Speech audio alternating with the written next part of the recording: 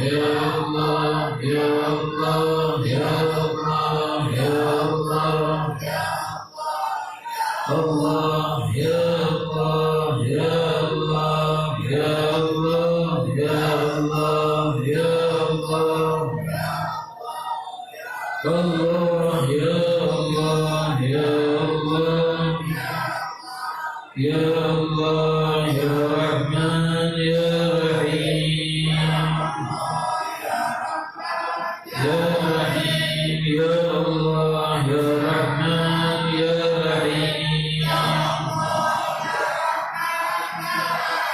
Ya Allah Ya Rahman Ya Rahim La ilaha illallah La ilaha illallah La ilaha illallah La ilaha illallah Al-Halimul Azim La ilaha illallah Rabbul Arshil Karim La ilaha illallah Rabbus samawati Rabbul ardi Rabbul arshil azim